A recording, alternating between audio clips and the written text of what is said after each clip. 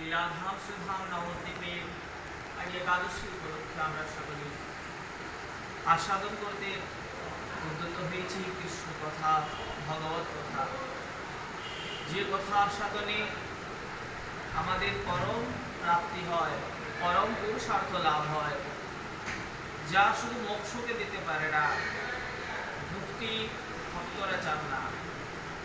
এই ভগবত কথা শ্রবণের দ্বারা মোক্ষ অপেক্ষা উৎকৃষ্ট স্থান দ্বারা চান, তারা ভগবানের দাস হতে চান। আমরা গত একাদশীতে শুনছিলাম যে কৃষ্ণ গোপীগণকে ভালোবাসছেন, গোপীগণকে ছেড়ে চলে গিয়েছেন বৃন্দাবন থেকে। বৃন্দাবন তার অতি প্রিয় স্থান। গোকুল, বৃন্দাবন এগুলো তার লীলাভূমি। খেলেছেন, কত হাসি ঠাট্টা করেছেন। আজ চলে গিয়েছেন মথুরাতে।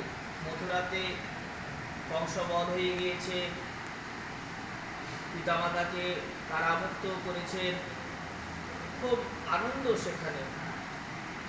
গুরুগৃহ থেকে ফিরে এসেছেন, কিন্তু মন উদাস। সেই গোলকের প্রেম ধন যেটা আস্বাদন করতে পারেননি, তা তিনি বৃন্দাবনে আস্বাদন করেছেন। সেখানে প্রেম নেই, সেখানে মাতৃস্নেহ নেই, মায়ের মমতাকেই তিনি গোলকে বসে কখনোই বুঝতে পারেননি। ভালোবাসা যেগুলো অনুভব হয়নি সেখানে, তাই বৃন্দাবনে এসে অনুভব করতে এসেছেন। এই বৃন্দাবনে এসে তার অতি প্রিয় একটা স্থান, কিন্তু আজ এত প্রিয় স্থান থেকে তিনি চলে গিয়ে যখন মথুরাতে বসে আছেন, সেই কৃষ্ণের অবস্থা কেমন? কৃষ্ণের বিরহ অবস্থা। যেমন একজন তৃষ্ণার্ত ব্যক্তির সামনে যদি তার অভীষ্ট জল বা তৃষ্ণা নিবারণকারী কোনো তরল যদি না থাকে, তাহলে সেই তৃষ্ণার্ত ব্যক্তি চরম অবস্থায় পরিণত হলে যা যেরূপ দেখতে লাগে, কৃষ্ণেরূপ ঠিক তদ্রূপ। কিন্তু এই অবস্থার কথা আর কেউ বুঝতে পারছে না, পারবেও না। এটা গোপন। বৃন্দাবনের ভাব অতি গোপন। তিনি অন্তরে অন্তরে সর্বদাই বৃন্দাবনের সাথে যুক্ত, বাহ্যিক তা দেখা যায় না। তাই বিরহ অবস্থাতে কি করবেন খুঁজে পাচ্ছেন না। উদ্ধবকে ডাকলেন, যে উদ্ধবকে আমি পাঠাবো, তার অভিষ্ট কি বলছেন, যে এখানে যদি আমি কারোর সাথে কথা বলি, বৃন্দাবনের ভাব কেউ বুঝতে পারবে না। এখানে যদি আমি বৃন্দাবনের কথা বলি, তাহলে কি হবে, এরা উপলব্ধি করতে পারবে না। আমি পাহাড় পর্বত দেশ নদী নালা ঘুরে এলাম, চতুর্দিক আমার পরিভ্রমণ করার পরে বাড়িতে ফিরে এসে আমি একজন যে কখনো গ্রাম ছেড়ে বাইরে বার হয়নি, সেই মানুষকে এসে যদি আমি আমার বিদেশ ঘোরার কথা বলি, তা যেমন তার কাছে এক কল্পনা প্রসূত হয়ে দাঁড়াবে, ঠিক সেরকম ভাবে বৃন্দাবনে গোপীগণ কিভাবে কৃষ্ণকে ভালোবাসেন, কিভাবে যশোমতীর প্রেম মমতা, কিভাবে তিনি সেই দড়ি বেঁধে রাখতেন, কেমন ভাবে গোপ বালকদের সাথে খেলা করতেন, এই সমস্ত কথা, এই বিরহের কথা যে এখন তা পাওয়া যাচ্ছে না, এই কথা কিন্তু আমাদেরকে বলা যাবে না। মথুরাতে সেই ভাব বুঝবে না, মথুরাতে গেলে সেই ভাব বুঝবে না, কারণ মথুরার ভাব অন্য, সেখানে ঐশ্বর্যের ভাবের প্রাধান্যতা। তাই ভাবছেন কি আজ যদি উদ্ধবকে আমি সেখানে পাঠাই, উদ্ধব দেখে আসবে, এবং উদ্ধব যখন দেখে আসবে তখন আমি একজন মানুষকে পাবো যে উদ্ধবকে আমি সবকিছু বলতে পারবো। তাই আজ উদ্ধবকে পাঠাচ্ছেন কোথায়? বৃন্দাবনে। অনেক অনেক বর্ণনা করে শোনালেন। এখন প্রশ্ন আসে যে তাহলে কেন, আগের দিন আলোচনা হয়ে গিয়েছে যে কেন কৃষ্ণ যান না, একবার হলো যেতে পারতেন। ত্রিলোকের যিনি জগতের স্রষ্টা, তার ইচ্ছা মাত্রকে সবকিছু হয়। তাহলে তার প্রেমের সমস্ত বস্তু যদি বৃন্দাবনে থেকে থাকে, তাহলে তিনি কেন যাচ্ছেন না? এই সমস্ত প্রশ্নের আমরা আগের দিনে আলোচনা করেছি, শ্রবণ করেছি। তিনি কেন যাচ্ছেন না, একবার হলো যেতে পারতেন, লুকিয়েও যেতে পারতেন, কিন্তু সর্বশেষ দেখা গেল যে এখানে রসবৈশ্যতার একটা বিক্রিয়া দেখা যাবে। বৃন্দাবনের ভাব এক আর মথুরার ভাব এক। এই দুই ভাব যদি মিলে যায় তাহলে এটা যেন একটা সঠিক পদ্ধতি দেখা যাবে না। তাই আজকে আমরা আগের দিন যতদূর শ্রবণ করেছিলাম যে উদ্ধব যাবেন প্রস্তুত হয়ে গিয়েছেন, কিন্তু যাওয়ার গতিতে আমরা গিয়ে স্তব্ধ হয়ে গিয়েছিলাম সময় অভাবে।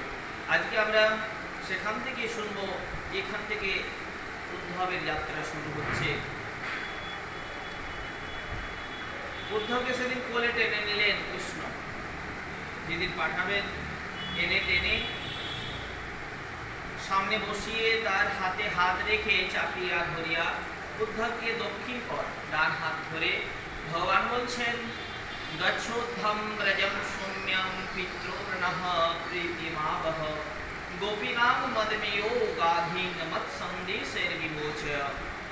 শ্রী উদ্ধবকে ভগবান সৌম্য বলছেন, বলিয়া সম্বোধন করেন। তাহার মূর্তিখানি হচ্ছে শান্তরসের স্নিগ্ধতায় ভরা। বহু অশান্তির মধ্যে যদি কেউ উদ্ধবের কে দর্শন করে দেখে, তাহলে তার চিত্ত তার মন তৎক্ষণাৎ এক শান্ত লাভ করবে। দুঃখে আপদে অপরকে সান্ত্বনা দেওয়ার সর্বতভাবে যোগ্য জন এই প্রকার ব্যক্তি। যেমন ভাবে শান্ততা কিভাবে, একজন অশান্ত ব্যক্তি যদি গঙ্গার তীরে গিয়ে বসে যায়, গঙ্গার সেই ধারা প্রবাহ, সেই স্রোতের কলকল কলকল ধ্বনি আর সুমধুর যে বাতাস, তা ওই চিত্তে ওকে ব্যক্তির মনকে শান্ত করে দেয়। সমুদ্রের তীরে গেলেও তাই দেখা যায়। ঠিক সেরকম ভাবে, কারণ নদীর মধ্যে একটা শান্ততা আছে, নিবিড় শান্ততা, তরঙ্গের মধ্যে শান্ততা, বাহ্যিক তরঙ্গ কিন্তু অন্তরঙ্গ তা এক শান্তি তার প্রদান করে। মানে সে অশান্ত বলে অশান্তের বার্তা দেয় না, সে শান্তির বার্তা দেয়। যেমন সমুদ্রে এখানে গেলে শান্তি পাওয়া যায়, তেমনি উদ্ধবকে দর্শন করলে বিক্ষিপ্ত চিত্ত তৎক্ষণাৎ প্রশান্ত চিত্তে পরিণত হয়। তাই সৌম্য বলে ডেকে উঠলেন, উদ্ধব উদ্ধব তুমি ব্রজে যাও, তথায় গিয়া আমাদের পিতা ব্রজেশ্বর ব্রজেশ্বরীর প্রতিবিধান করো। মানে আমার বাবা নন্দ মহারাজ আর মা যশোমতীর প্রতিবিধান করো। পিতামাতার কথা বলিবার জন্য শ্রীকৃষ্ণ বলিয়াছেন আমাদের পিতামাতা পিতৃ না, বস্তুত হলে অন্ধযশোদা উদ্ধবের পিতামাতা নহেন, মানে তোমারও পিতামাতা।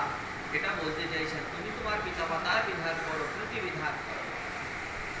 তথাপি এরূপ শব্দ প্রয়োগ করলেন কেন? শ্রীকৃষ্ণ উদ্ধবকে বলতে চাইলেন, হে উদ্ধব, তুমি যখন আমার প্রিয় সখা, তখন আমার পিতামাতা তোমারও পিতামাতা। এই কথায় শ্রীকৃষ্ণের ব্রজের পিতামাতার প্রতি গভীর শ্রদ্ধা হইয়া উঠিল। বৃন্দাবনের পিতামাতার বাৎসল্য স্নেহের উপমা নাই। অনন্ত বিশ্বে এমন উপমা দেওয়ার মতো কোনো সাধ্য নেই যে এরকম পিতামাতার প্রেম। নিতাই আসলে কি কোনো বস্তু কারোর সাথে তুলনা হয় না, তবে কি জাগতিক বস্তুর তুলনা করা যেতে পারে, ভগবানের তুলনা করা যায় না। কিন্তু আমরা যখন তুলনা করছি সাময়িক একটা বোধের জন্য আমরা তুলনা করি, কারোর সাথে তুলনাটা শুধুমাত্র একটা জিনিসের বোধ করার জন্য, না কি তুলনাটা তার মতো হওয়ার জন্য। একটা বোধ করানো যে এই বস্তু যদি এইরকম হয় তাহলে তদ্রূপ বস্তু কিরকম হয়ে দাঁড়াবে। বলছি নিতাই পদ কমল কোটি চন্দ্র সুশীতল, নিতাই পদ কমল কোটি চন্দ্র সুশীতল। সমগ্র দিবস ব্যাপী চরম উত্তাপ সূর্যের, এই উত্তাপকে লঙ্ঘন করে যখন সূর্যের যখন বিরাম হলো, তখন কি হলো, এলো চন্দ্র, আকাশ শান্ত হলো। এক চন্দ্র আকাশে উদয় হতে হতে এই ধরিত্রীর যে উত্তাপ তা কিন্তু ক্ষীণ হয়ে গেল। আর তাহলে যদি আকাশে কোটি চন্দ্র ওঠে তাহলে সেই শীতলতা কেমন হতে পারে তা তো কল্পনা মানে ভেবে নিতে হবে, এছাড়া বোঝানোর কোনো ক্ষমতা নেই। তাই বলছেন যে একটা চন্দ্রের উদয়ে যদি শরীরের সন্তাপ দূর হয়ে যায়, ধরিত্রী শীতল হয়ে যায়, তাহলে কোটি চন্দ্রের সমান শীতল হলো নিতাই চরণ। তাই বলছেন যে এগুলো উপমা দেওয়া যায় না, কিন্তু উপমা শুধুমাত্র একটুকু বোঝানোর জন্য। তাই উদ্ধবকে যখন মাতৃস্নেহের কথা বলছেন, বলছে বিশ্বে এমন তুলনা করা যেতে পারে না, মা যশোমতীর নন্দ বাবার যে প্রেম ভালোবাসা, তাই অনন্ত বিশ্বে উপমাহীন, উপমা দেওয়া যায় না। শ্রীকৃষ্ণের মহা মহা ঐশ্বর্যের ক্ষমতা নাই, তাহাদের হৃদয়ে কৃষ্ণ সম্বন্ধী পুত্র বুদ্ধি পূর্ণ করিয়া ঈশ্বর বুদ্ধি জাগায়। ঐশ্বর্যই ভগবত তত্ত্ব, সেই ভগবত ছোট হইয়া যায় নন্দ যশোদার প্রেমের মহত্বের দুয়ারে। এই মথুরাতে কি করছেন? সকলে রাজা হিসেবে তাকে দেখছেন। সে খেতে বসলে দূরে প্রসাদ নেওয়ার জন্য দাঁড়িয়ে থাকে, আর বৃন্দাবনে কি গোপ বালকগণ খাচ্ছেন, আর ওই হাতে কৃষ্ণকেও খাওয়াচ্ছেন। যে কৃষ্ণকে দৈবকী ভাবছেন ভগবানের স্বরূপ, সেই কৃষ্ণকেই আবার যশোমতী কি করছেন? দড়ি দিয়ে বাঁধছেন পুরো ফলে। এই যে প্রেম, এখানে বলছেন কি, এখানে ভগবত তত্ত্বকে তিনি বেঁধে রেখে দিয়েছেন তার দুয়ারে, প্রেমের মমতার এতে। তাহারা কেবল পুত্রকে লালন পালনই করেননি, তাড়ন করেছেন, হর্ষণ করেছেন, বন্ধন পর্যন্ত করেছেন। ঈশ্বরত্ব হইতে গরিয়সী স্নেহগণতা তুলনারোহী। ঈশ্বরত্ব ঈশ্বরত্ব সেখানে ছোট পড়ে গিয়েছে। আমরা বাধা পড়ি কোথায়? যেখানে আমরা ছোট হই। বড় কখনোই বাধা পড়ে না। যেখানে আমরা, যেমন একটা রশি রয়েছে, তো রশিটা হলে এক হাতের বা এতটা পাথের, আমি সেটা দিয়ে কিছুটা বাঁধতে চাইছি, তো সেটা ছোট হলে তবেই বাঁধা যাবে। বস্তুকে বাঁধা যায় যখন যা দিয়ে বাঁধা হচ্ছে তা থেকে ছোট হলে। তা যদি ভাবা হয় যশোমতীর মমতা আর নন্দ মহারাজের মমতাকে, এটাকে যদি আমি রশ্মি হিসাবে মনে করি, তাহলে ঈশ্বরত্ব সেখানে ছোট হয়ে যাচ্ছেন। তিনি বলছেন যে সেখানে ঈশ্বরত্ব ছোট হয়ে যায়, কারণ ছোট বস্তু বেঁধে রেখে তাকে বান্ধন করা যেতে পারে না। তাই এই মাতৃপিতৃ স্নেহের কাছে ভগবানের ঈশ্বরত্ব কিন্তু ছোট হয়ে পড়েছে। একটি মুহূর্ত শ্রীকৃষ্ণ বিরহ তারা সহ্য করতে পারেন না, একথা কৃষ্ণ জানেন। তো আজ এতদিন আছেন তাহাদেরকে ছাড়িয়াও মথুরায়, তাহাদের নিদারুণ অবস্থা স্মরণ করিয়া অন্তরে মর্মঘাতী বেদনার অনুভব হয়। তাই কইলেন, উদ্ধবকে তাহাদের অন্তরে কিঞ্চিত সুখের বিধান করো, কোন প্রকারে প্রীতিমাবহ। শ্রীকৃষ্ণ যখন মথুরায় আসেন, তখন পিতানন্দ তাহাকে অনুসরণ করেছিল। কংসাদি বধের পর শ্রীকৃষ্ণ পিতাকে বিদায় দেন এই কথা বলিয়া, জ্ঞাতিন ও দ্রষ্টুম মিশ্যাম বিধায় সুখম। হে পিতা, আমার সহিত যাদবগণের সুখ সম্পাদন করেই আমি ফিরে চলে আসব, আবার ব্রজে আত্মীয় স্বজনদের দেখিতে যাইব। পুত্রের এই শ্রুতি বাক্যই কি করেছেন তিনি হৃদয়ে ধরে রেখেছেন, ছেলে বলে সে ফিরে আসবে। তাই ওই শুধুমাত্র একটা কথা যে আবার আমি ফিরে আসবো, অনন্ত দুঃখের মাঝেও তাদের জীবনকে ধরে রাখার একমাত্র অবলম্বন। শ্রীকৃষ্ণে তো এখন উপায় নাই বলে যে যাবার, তাই বলছেন উদ্ধবকে এমন প্রবোধ বাক্যই তাহাদিগকে কহিবার জন্য, যাহাতে তাহাদের বেদনাহত চিত্ত কিঞ্চিৎ সুখদয় হয়। মা যখন চরম চিন্তার মধ্যে আছেন, হঠাৎ করে একটা চিঠি পৌঁছালো, মা ভালো আছো, বা কাউকে বলে পাঠালেন আমি ভালো আছি, তোমরা ভালো থেকো। এই শুধুমাত্র এই কথাটুকুই তার শত অনেক চিন্তাকে দূরীভূত করে, অনেক উত্তাল সাগরের মতো চিন্তাকে তৎক্ষণাৎ প্রবোধ দিতে পারে, জীবন ধারণ করার একটা ধারা পায়।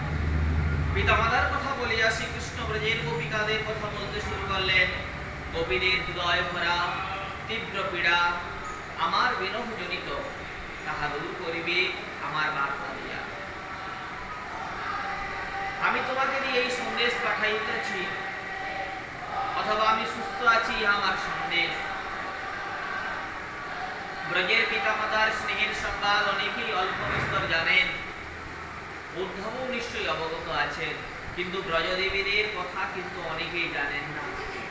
পিতামাতা ভালোবাসবে তো স্বাভাবিক, এতে মানুষ সন্দেহ করতে পারে না, কিন্তু যখনই দেখা যাবে কোন এক ছেলে মেয়েকে ভালোবাসছে, মেয়ে ছেলেকে ভালোবাসছে, তৎক্ষণাৎ সন্দেহ সৃষ্টি হয় যে এখানে আদৌ কি ভালোবাসা আছে। তাই এই বিষয়ে সকলেই অবগত যে যশোমতী নন্দ বাবা কৃষ্ণকে অনেক ভালোবাসেন, এ কথা অস্বীকার বা না জানা কারো কাছে নেই। কিন্তু ব্রজদেবীদের কথা কিন্তু অনেকেই জানেন না। তাই একটু সবিস্তারে বলিতেছেন তাহাদের কথা উদ্ধবের কাছে নিজের শ্রীমুখেই। এই সুযোগে সুদেবেরও শনিবার এবং শোনাইবার অবকাশ হয়ে গেল। তাই বলছেন কামন মনস কামত প্রাণা মদর্থে ত্যক্ত দৈহিকাহ মামেব দায়িতম পৃষ্ঠম আত্মানং মনসাগতা। যেমন ভাবে অর্জুনকে বলেছেন মনমনা ভব মদভক্ত মদযাজি মগ নমস্কুরু, মানে সমস্ত মন দিয়ে তুমি আমাকে অর্পণ করো। নিজের মনে মন যাহাদের আর নাই তাহারা মন মনা, মানে যাদের মন মরে গেছে, তোমার ভালো মন্দের আর কোনো লেশ নাই। যেমন ওই ভরতের অবস্থা এই গেছিল, ঠিক সেরকম, মানে মন থাকতেও অসাড়, ওর কোনো কাজে লাগানো হয় না, তারপরে কি কৃষ্ণচরণের সমর্পণ করে দেওয়া। তাই এইরকম এই গোপীগণের অবস্থা, তারা হচ্ছে মন মনস্কা, তারা তাদের মন চলে গিয়েছে এবং আমাতে নিয়োজিত হয়ে গেছে। মত প্রাণা, তাদের যে কামনা বাসনা, আমাদের মন কিভাবে বুঝি না, কামনা বাসনা থেকে, এই মন মরে গিয়েছে। আর কি মত প্রাণা, আমার জন্য তাদের প্রাণ সর্বদাই নিয়োজিত, আমাগত প্রাণ। মদার্থে ত্যক্ত দৈহিকা, মদার্থে আমার জন্য কি করতে পারে, ত্যক্ত দৈহিকা প্রাণ শরীর ত্যাগ করে দিতে পারে। মামেব দায়িতম কৃষ্ণম আত্মানং মনসাগত, অর্থাৎ আমার জন্য আমার তাদের সর্বদা যেমন আত্মারা, ঠিক সেরকম ভাবে তারা আমাতেই ভ্রমণ করে। ইহা দৃষ্টান্ত সংসারে খুঁজিয়া পাওয়া খুব দুর্লভ, সুদুর্লভা ভাগবতাহাই লোকে।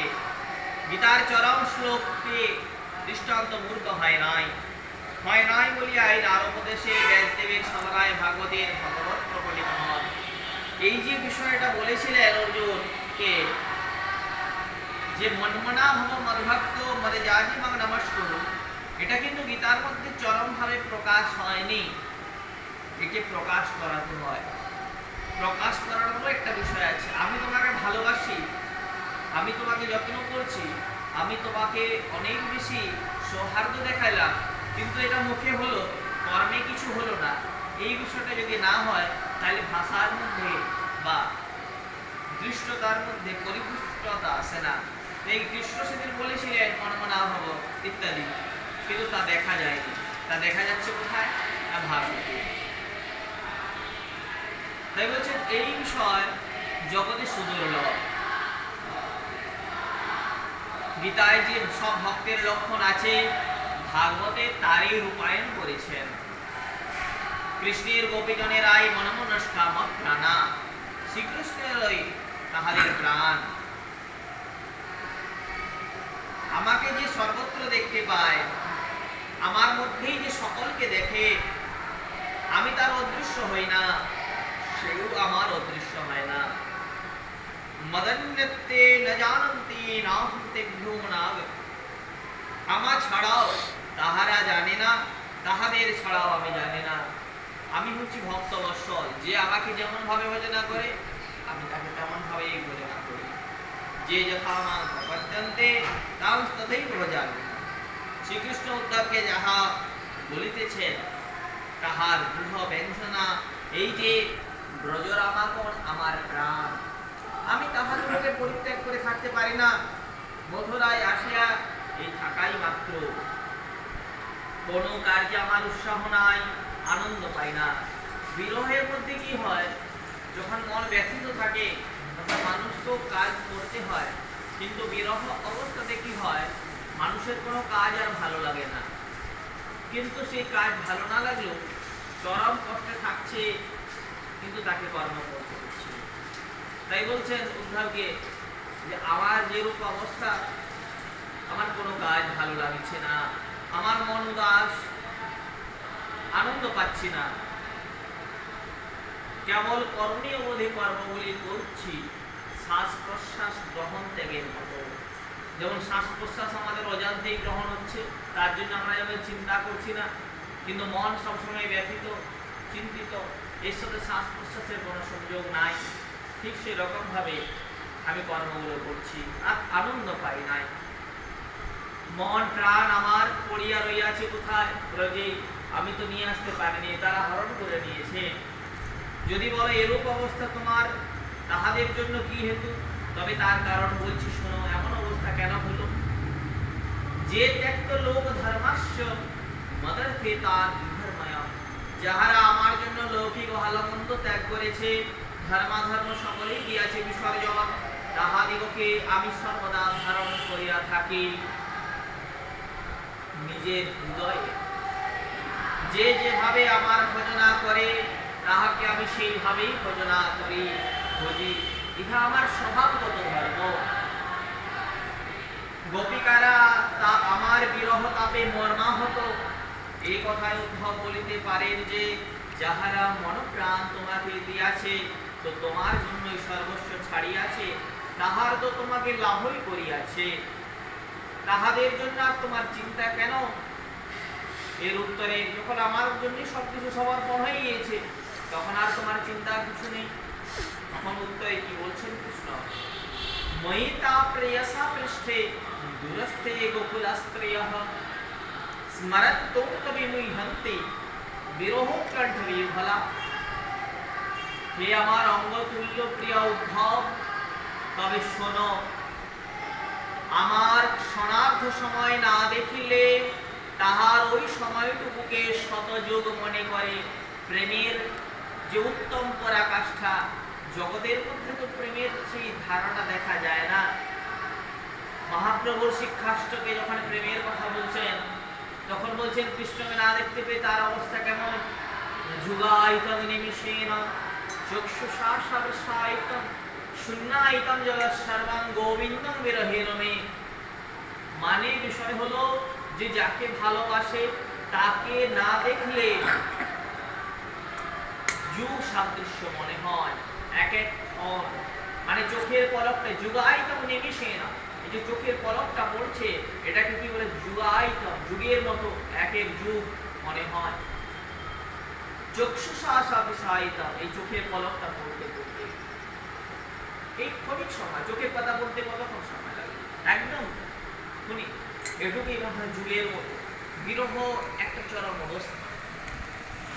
শূন্যায়িতং জগৎ সর্বং গোবিন্দং বিরহেণ মে। মানে গোবিন্দ প্রেমে আমার অবস্থা কেমন? প্রেমে আমার অবস্থা না যুগের মতো, আমার চতুর্দিক শূন্য হয়ে গিয়েছে। তাই বলছেন সময়গুলো কিরকম হয়, তাদের অবস্থা শত শত যুগ মনে হয় তাদের কাছে। আমার দর্শনকালে চক্ষের নিমেষের জন্য যে ব্যবধানটুকু তাহা সহ্য করিতে না পারিয়া তাহাদের চক্ষের পলকের কথা বিধাতাকে দোষ করেন। ভেবে দেখা যায় যে সামান্য চোখের পলক পড়ছে, গোপীগণ কি করছে? ব্রহ্মাকে দোষ দিচ্ছেন, বিধাতাকে। মনে পড়ছে না লাইনটা? রাধারানী আক্ষেপ করছেন যে এক তো চক্ষু দিল এই ভগবানকে দেখার জন্য, মাত্র দুটো চোখ, তার মধ্যে দিলেন তো দিলেন মিন চোখ খুলতে পারলেন না, মানে মাছের চোখ দিলেন না, দিলেন তো দিলেন দুটো পলক দিয়ে দিলেন। এই ভগবৎ স্বরূপ দর্শনে আমাদের বিঘ্ন করে দিলেন। এক কানে যেন না হয়। আমার কাছে যদি অনন্ত কান হতো তাহলে অনন্ত কথা শুনিতে পাইতাম। আমার যদি দুটো চোখ না হয়ে যদি অনন্ত চোখ হতো, তাহলে আমি কত মন ভরে দেখতে পারতাম ভগবানের স্বরূপ। কিন্তু বিধাতা এমন কেন করলেন? তাই বলছেন বিধাতাকে দোষ দেন তারা, নিন্দা করে সেই বিধাতাকে।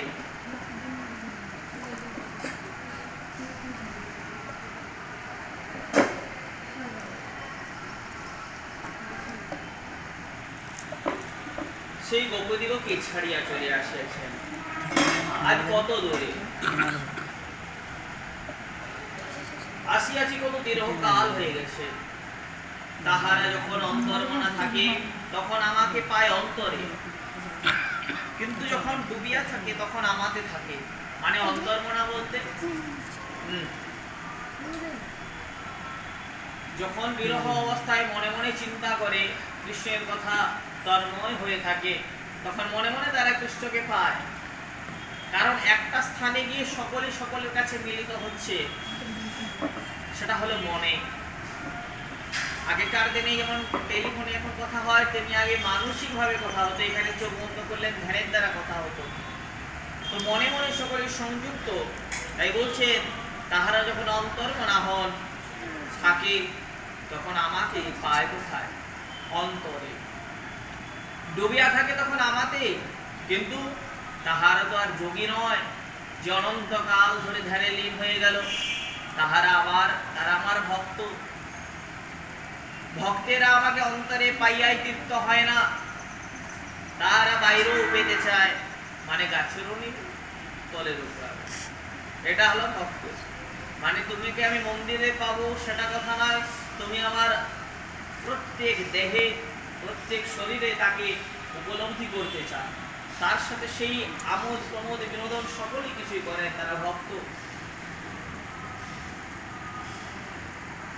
তাই ভক্তেরা আমাকে অন্তরে দেখে তৃপ্ত হয় না, তারা আমাকে বাইরেও পেতে চায়। তাহাদের যখন এইরকম 22 দশা হয়, তখন আমাকে দেখিতে না পাইয়া তারা আমার রূপ গুণের কথা যেই মাত্র স্মরণ পথে আনয়ন করে, অগ্নি বিরহের উৎকণ্ঠায় বিফল হয় ও ঘন ঘন মূর্ছা দশা প্রাপ্ত হইতে থাকে। অনেক কিছুই করছে, হঠাৎ করে যখন তার ভালোবাসার বস্তুর কথা মনে পড়ে কোনো ব্যক্তির, যে আমি তাকে ভালোবাসি, সেই ভালোবাসার বস্তুটির কথা মনে পড়ে, তখন চরম ব্যথায় ভরে উঠে মন। দিনের মাঝে এরকম দেখা যায় চলার পথে, যে জীবন পথে যাকে আমরা অনেক বেশি ভালোবাসতাম, সেই মানুষটা আজ নেই। তিনি হয়তো গত হয়েছেন, কিন্তু হঠাৎ করে তার রূপ কোনো কথার যখন স্মরণে উদিত হয়, তখন ব্যথায় ভরে উঠে মনটা। এই ব্যথার চোখে দেখা যায় না, উপলব্ধি হয়। গোপিকাগণ এই ব্যথাকে উপলব্ধি করেন, এই বিরহটাকে। যখন 22 দশায় আসেন, বিভোর হয়ে ওঠেন, মূর্ছা দশা প্রাপ্ত হন। উদ্ধব ব্রজরামাগণ অধিকাংশ সময় মূর্ছা দশায় কাটায়। বস্তুত মূর্ছাই তাহাদের প্রাণ রক্ষা করে। যেমন আমাদের ঘুমন্ত অবস্থায় কি হয়, ভালো মন্দের আর বিচার থাকে না, আরামসে একটা শান্তি বোধ হয়, ঠিক সেরকম মূর্ছা অবস্থাতে কি হয়, সেখানে একদম নিশ্চল ভাব হয়ে যায়। তার জন্য তারা সেই অবস্থাতেই বেঁচে আছে, মূর্ছা অবস্থায়। বস্তুত মূর্ছায় তাদের প্রাণ রক্ষা করছে, ঠিক, কারণ ওই সময় তারা অন্তরে আমাকেই পান। তাহাদের যা অবস্থা তাহা অনুমান করিয়া আমি বেশ বুঝিতে পারি যে তাহারা আর অধিক দিন বাঁচতে পারবে না। তাহারা বিরহে অতি সন্তপ্ত প্রাণ, তাহারা ধরিয়া আছে অতীব কষ্টে। এই প্রাণটা তারা ধরণ করে রেখেছে, খুব কষ্টে ধরে রেখেছে। ধারয়ন্তি কৃচ্ছেন প্রায়ঃ প্রাণান কথঞ্চন, মানে কোন প্রকারে, কথঞ্চন মানে কোন প্রকারে তারা কি করছেন, ধরে রেখেছেন। কেন না, যখন কৃষ্ণকে নিয়ে যেতে চলেছিলেন ব্রজ হইতে অক্রূর রথে করে নিয়ে যাচ্ছিলেন, তখন তিনি একটা কথা বলেছিলেন, আবার শীঘ্রই ফিরে আসবো। শুধু এই কথাটুকু, আবার আমি ফিরে আসবো। কৃষ্ণ যখন চলে যাচ্ছে, তখন গোপীগণ এসে যখন সবাই ভিড় করেছে, তখন বললেন কি, আবার আমি ফিরে আসবো। এই যে ফিরে আসবে, সেই কথাটুকুই তার কাছে, তাদের কাছে জীবন ধারণ করার একমাত্র সম্বল। কৃষ্ণ তো ফিরে আসবে, এই আশা দিয়া আসিয়াছেন, সেই আশায় বুক বাঁধিয়া কোনো মতে তারা আছেন। কৃষ্ণ সত্য সংকল্প হইয়াও যে কথা রক্ষা করতে পারেন না, তিনি সত্য সংকল্প, কিন্তু কৃষ্ণকে দেখা যায় অনেক অনেক জায়গায় অনেক মিথ্যা কথা বলেন। নিজের প্রতিশ্রুতিকে রক্ষা করতে তিনি ছুটেন না, ভক্তের প্রতিশ্রুতি রক্ষার কথা, ভীষ্মের কথা রক্ষার জন্য তিনি নিজের প্রতিশ্রুতি ভঙ্গ করলেন। তাইলে সত্য সত্য কি না, ভক্তের সংকল্পকে রক্ষা করা, ভক্তের জন্য তো ভগবান। তাই ভক্ত যদি না থাকে, তাহলে ভগবান কি? ছেলে হলে তবে গিয়ে মাতা পিতা হয়, তার আগে কিন্তু তারা স্বামী স্ত্রী রূপে পরিচিত হয় সমাজের। ছেলে হলে তবে তাদের আরেকটা পরিচয় জন্মায়, যে তারা এতদিনে মা হলে বা বাবা হলে। আজ তুমি বাবা হলে, মানে এতদিন পর্যন্ত তারা স্বামী স্ত্রী ছিলেন। তো ঠিক সেরকম ভাবে ভক্ত হলে ভক্তের পরিচিতির জন্য ভগবানের পরিচিতি। তাই বলছেন যে এরা কিরকম না, এরা আমার ওই আশাটুকুকে ধরে রেখেছেন, আমি সত্য সংকল্প কিন্তু আমি করতে পারছি নাই, রক্ষা করতে পারছি না। শ্রীকৃষ্ণ রক্ষা করতে পারলেন না, সেই বিষয়টা উদ্ধবকে বলতে যেন একটা সংকোচ বোধ হচ্ছে, তাই বলছেন কথঞ্চন। শেষে আর ওই কথা গোপন করা সঙ্গত নয় মনে করিয়া বললেন, প্রত্যাগমন সন্দেশ, আমি ব্রজে ফিরিব, এই আশ্বাস বাক্য আস্থা স্থান করিয়া তাহারা অতি কষ্টে জীবন ধারণ করছেন। ব্রজবধূগণ পরবধূ, এই ব্রজের যত গোপীগণ তারা কি পরবধূ, তাহারা শ্রীকৃষ্ণের প্রতি এত অনুরক্তা। আমরা জানি যে গোকুল থেকে বৃন্দাবনে এসেছিলেন, তার কারণ সেখানে নিত্য প্রেম, নিত্য বিচ্যুতির কিছু নেই। প্রেমের মধ্যে যদি বিরহত্ব না থাকে, বিচ্যুতি না থাকে, তাহলে প্রেমের আস্বাদন হয় না। সেখানে নিত্য আনন্দ দ্বারা উদ্ভাসিত। কিন্তু এই যে বিরহতা, এই যে পরস্ত্রীর মধ্যে যে পরকীয়া যে প্রেম, এই প্রেম ওখানে নেই। সেই প্রেম আস্বাদন করতে এসেছেন সেই গোপীগণ, কেমন না কৃষ্ণগত প্রাণ তাদের। এই সংবাদটি যখন শ্রীমান উদ্ধবকে বলিয়া বক্তা যেন একটু অসুবিধায় পড়িলেন। কৃষ্ণ বলার পরে মনে হয় আমাদের অনেক কথা বলার পরে মানে না বললেই ভালো হতো। ঠিক সেই রকমই কৃষ্ণ যখন এরকম কথা বললেন, তখন মনে মনে একটু কুণ্ঠিত হলেন। গোপী কৃষ্ণের তাত্ত্বিক সম্বন্ধটি না জানিলে ওই ব্যাপারে ভক্তের চিত্তে বিপরীত ভাবের ছায়াপাত হইতে পারে। এমন অনেক প্রসঙ্গ আছে ভাগবতের মধ্যে, সে প্রসঙ্গ পাঠকেরা সচরাচর বলেনি না, বলা উচিতও নয়। এই জন্য গ্রন্থের সমাধি দিয়ে দিলেন। কারণ আমাদের যে চিত্ত, এটা মলিন চিত্ত, এই মলিন চিত্তে ভগবতের মতো স্বচ্ছ বস্তুকে দেখা যেতে পারে না।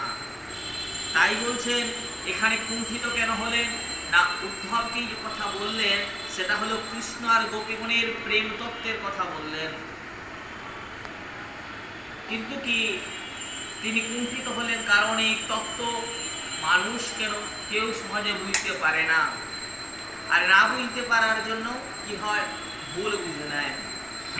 জগতে বলে না কৃষ্ণের 16,000 স্ত্রী ছিল, মহিষী ছিল, তিনিও তো পরস্ত্রী ভালোবাসা করেছেন। তো এখানে তত্ত্বের কি হয়, অববোধ ঠিক মতো হয় না, বোধ হয় না। তাই তাদের কাছে একটা দৃষ্টিকটু বিষয় হয়ে দাঁড়ায়, মানে তত্ত্বের উপলব্ধি না হয়। তার জন্য ভক্তের চিত্তে বিপরীত ভাবের ছায়াপাত হইতে পারে। যেমন ভাগবত কথা সুগমুখে শুনিয়া পরীক্ষিত রাজার হইয়াছিল, যেমন ভাগবত কথা সুগমুখে শুনিয়া শ্রীকৃষ্ণ তাই বল্লভীগণের সঙ্গে স্বকীয় তাত্ত্বিক সম্বন্ধীকে উদ্ধব করিলেন। বল্লভই মদাত্মিকা। এখন তিনি কি বলছেন, যে যাতে খারাপ চিন্তা না আসে তার জন্য তিনি কি বলে দিলেন না, ব্রজবল্লভীগণ আমারই আত্মা, অর্থাৎ আমি ছাড়া আর দ্বিতীয় কিছু নয়, আমি আর ওরা এক তত্ত্ব। তত্ত্ব দৃষ্টিতে আমরা একই আত্মা। লীলা সাধনের জন্য কি করেছে, নিমিত্ত আমাদের দেহভেদ মাত্র, শুধু আনন্দ আস্বাদনের জন্য আমরা আলাদা করে দিয়েছি।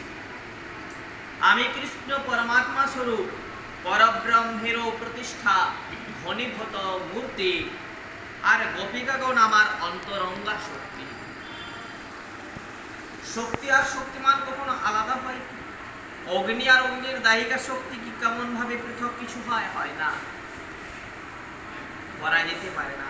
এই ফ্যানটা চলছে, এই ফ্যান আর এই হাওয়াকে কি আলাদা করে দেওয়া যেতে পারে? যেতে পারে না।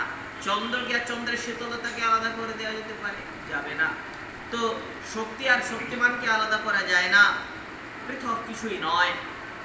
তাই বললেন কৃষ্ণ যে আমি আর ব্রজের গোপীগণ কেউ আলাদা নয়, আমি তারা এবং তারাই আমি। শুধুমাত্র প্রেমের আস্বাদনের জন্য আমরা নিজেদেরকে আলাদা করিয়াছি।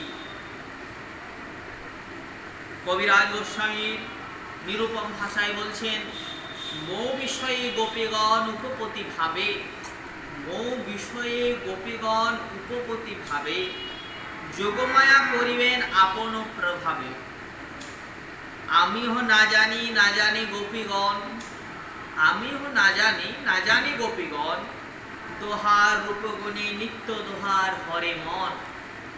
মানে বিষয় কি না, এখানে হচ্ছে সমস্ত কাজ কি করছেন যোগমায়া।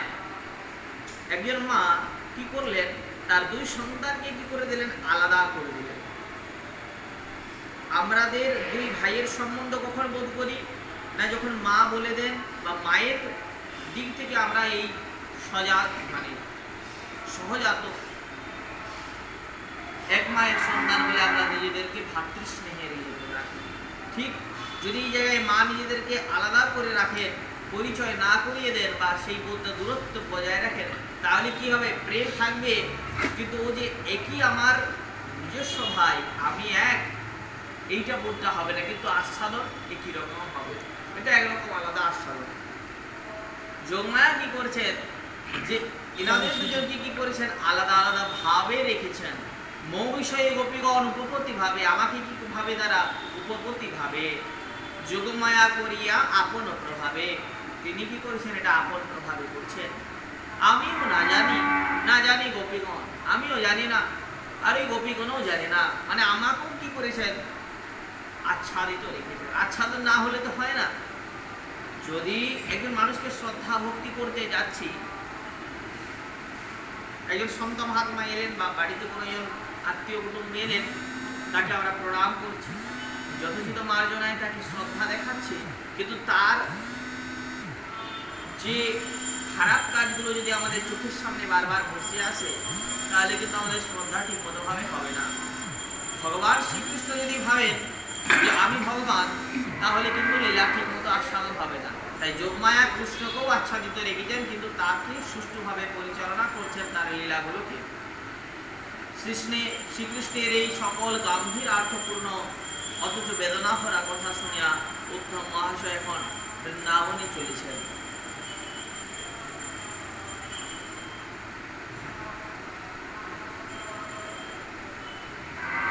এই বৃন্দাবনে যাওয়ার প্রসঙ্গে আমাদের আজকে এখানেই বিশ্রাম, আরতির সময় হয়ে যাচ্ছে। বন্ধ করবো, আগামীতে আবার শুনবো আবার